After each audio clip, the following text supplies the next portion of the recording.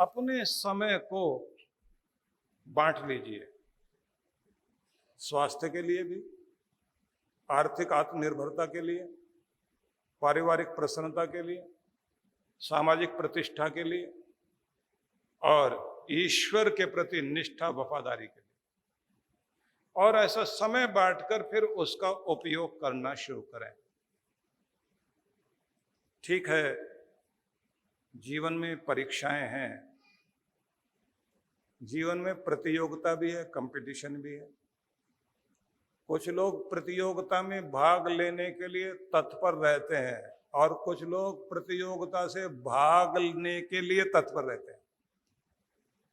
कोई कंपटीशन ना पड़ जाए, कोई चुनौती ना आ जाए, कोई मुसीबत ना आ जाए, कोई समस्या ना आ जाए, हर चीज से भागना चाहते हैं, जिम्मेदारी से भागेंगे, किसी भी चीज की जिम्मेदारी नहीं लेना चाहते, किसी चुनौती का सामना नहीं करना चाहते, डरे रहते हैं कोई मुश्किल ना आ जाए। एक वे हैं जो मुश्किल से लड़ने के लिए तैयार रहते हैं और कहते हैं या तो रास्ता मिलेगा, नहीं तो रास्ता निकालूंगा, या तो रास्ता आएगा सामने, नहीं तो रास्ता ढूंढना होगा, ढूंढूंगा, और जहां पहुंचना है पहुंच कर रहूंगा।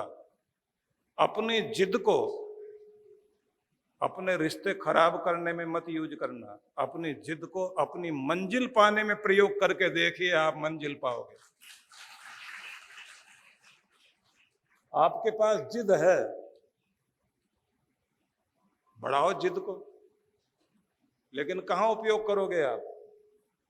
अपनी जिद का प्रयोग कीजिए कि आपकी जिद उस कार्य में लग जाए कि आप अपना मनचाहा लक्ष्य प्राप्त कर सकें, अपनी पूजा पाठ पूरी कर सकें। और ये भी ध्यान रखना, जब आप आग्रह करते हैं, जिद ठान लेते हैं, तो रास्ता बनता है। सुभाष चंद्र बोस ने एक जिद की, वीर भगत सिंह ने एक जिद की, सरदार पटेल ने एक जिद की, महात्मा गांधी ने एक जिद की, बालक ध्रुव ने एक जिद की, प्रहलाद ने एक जिद की, और उसका परिणाम, प्रहलाद किसी भी समस्या से डरे नहीं, भक्ति पूरी हुई। मीरा की भी एक जिद थी अपने कृष्ण को पाने की, तो उस जिद को पूरा करके रही, भले कितनी भी उस कठिनाइयों का सामना करना पड़ा। आप और हम अपने रिश्तों को खराब करने में अपनी जिद का प्रयोग करते हैं। झुकना जहां चाहिए वहां झुकेंगे नहीं। मैं ये कहना चाहता हूं, प्रतियोगिताएं हैं, चुनौतियां हैं, उनसे भागा नहीं जा सकता, जिम्मेदारियों से भागा नहीं जा सकता। जिम्मेदारियों को सिर पर लीजिए और ये बात जरूर समझिए कि आपकी शक्ति कम नहीं है और परमात्मा की रहमत भी कम नहीं है, दोनों का मेल बैठा। उसकी कृपा को पाना सीखिए और अपनी हिम्मत को बढ़ाना सीखिए। वे लोग जिनके पास धीरज कम होता है, हौसला कम होता है, वो किनारे तक पहुंचते पहुंचते हार जाते हैं। ये ठीक है कि ऊपर वाला जो किस्मत लिखता है वो भी अपने आप में एक बहुत बड़ी चीज है, बहुत बड़ी चीज है। किसी किसी को पैदा होते ही बहुत बड़ी कठिनाइयों का सामना करना पड़ता है, किसी को पैदा होते ही सोने की चम्मच से, चांदी की चम्मच से दूध पिलाया जाता है, किसी को बचपन में पैदा होते ही माँ बाप की गोद छीन जाती है। और ये भी होता है, लिखने वाला लिखता है, लेकिन ये भी कहा गया है कि कलम उसके हाथ में है, उसका स्थान 40% है। 40% आपके मेहनत, आपके कर्म, आपकी अक्ल के द्वारा किया गया परिश्रम, उसका भी 40% स्थान है और 20% कृपा का स्थान है। अगर आप अपना कर्म अच्छे से करो और कृपा भी प्राप्त करो तो 40% बदकिस्मती आपका कुछ नहीं बिगाड़ सकती, आपकी किस्मत अच्छी हो सकती है।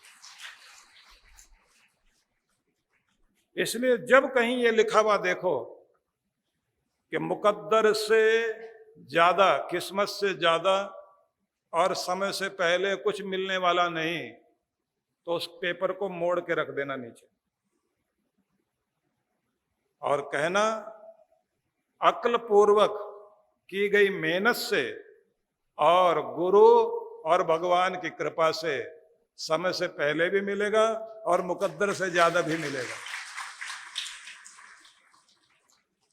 क्योंकि अगर ये शब्द आपने दिमाग में बैठा लिए कि जब मिलना होगा तभी मिलेगा और जितना किस्मत में होगा उतना ही मिलेगा, कितना कोई कुछ भी कर ले, तो आप जीतते हुए भी हार जाओगे। और जो कुछ आपके जीवन में आ गया आप कहोगे भाई यही किस्मत है, क्या करो, मजबूर हो। हार जाना बुरा नहीं है, हार मान लेना बुरा है, ये याद रख लेना।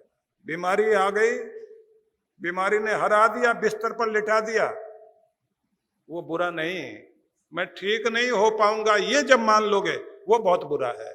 इसलिए हार जाना बुरा नहीं, हार मान लेना बहुत बुरा है।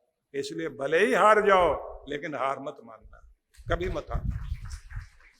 जब तक हार नहीं मानोगे आपको दुनिया में कोई हरा नहीं सकता, फिर खड़े हो जाओगे।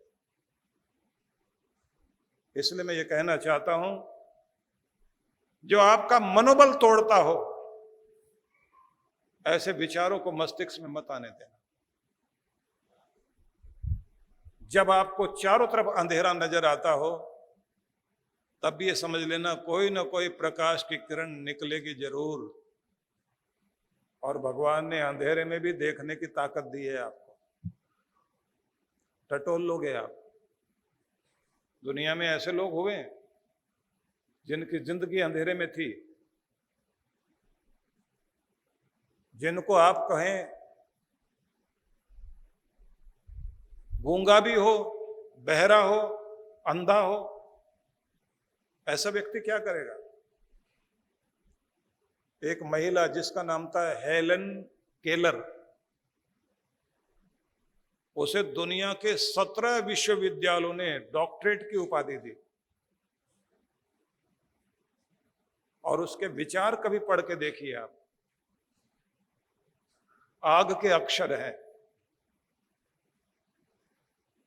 वो कहती है कि इतना कुछ क्षमता आपके अंदर है, आप हर हाल में जी सकते हैं, हर परिस्थिति में जीत सकते हैं और हर बाधा को पार कर सकते हैं। बस हिम्मत ना हारना, मन को कमजोर मत होने देना, घबरा मत जाना, नकारात्मकता मन में मत आने देना।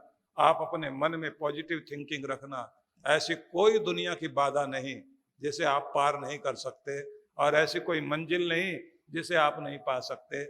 ऐसा कोई वजूद नहीं जो आपको नहीं मिल सकता, ऐसी कोई हस्ती नहीं जो आपकी ना हो सके। इसलिए आप हिम्मत रखिए, आगे बढ़िए और निराश मत होइए, खुद पर विश्वास रखिए। डॉक्टर अर्चिका फाउंडेशन द्वारा मुक्तिनाथ धाम, पशुपतिनाथ धाम व ध्यान साधना का आयोजन होने जा रहा है 20 से 25 अगस्त 2022। हिंदू धार्मिक मान्यताओं के अनुसार मुक्तिनाथ वह क्षेत्र है जहां लोगों को मुक्ति या मोक्ष की प्राप्ति होती है। मुक्तिनाथ धाम यह उन 8 पवित्र मंदिरों में से एक है जो अपने आप में उत्पन्न हुए हैं तथा पशुपतिनाथ के बारे में माना जाता है यह लेख लिखे जाने से पहले ही स्थापित हो गया था और जो भी व्यक्ति इस स्थान के दर्शन करता है उसे किसी भी जन्म में फिर कभी पशु योनि प्राप्त नहीं होती है। एक लंबी अवधि के इंतजार के बाद साधना के शिखर पर निवास करने वाली परम साध्वी डॉक्टर अर्चिका दीदी के सानिध्य में ध्यान का आनंद भी लें। ध्यान की सुखद छांव में जो बैठता है उसकी सभी कामनाएं पूरी हो जाती हैं। ध्यान में मन का मंथन होता है। दीदी जी के मार्गदर्शन में ही मुक्तिनाथ एवं पशुपतिनाथ यात्रा का परम सौभाग्य प्राप्त हो रहा है। साथ ही साथ आप मनोकामना मंदिर, गुप्तेश्वर महादेव मंदिर व पहावा लेक 108 जल धाराएं आदि हैं। 20 से 25 अगस्त तक इस 6 दिवसीय यात्रा के लिए आज ही अपना पंजीकरण कराएं और दीदी के सानिध्य में ध्यान का आनंद लेते हुए इस यात्रा का अनुभव प्राप्त करें। अधिक जानकारी के लिए संपर्क करें 7291986653, 7291986656, 7291986657।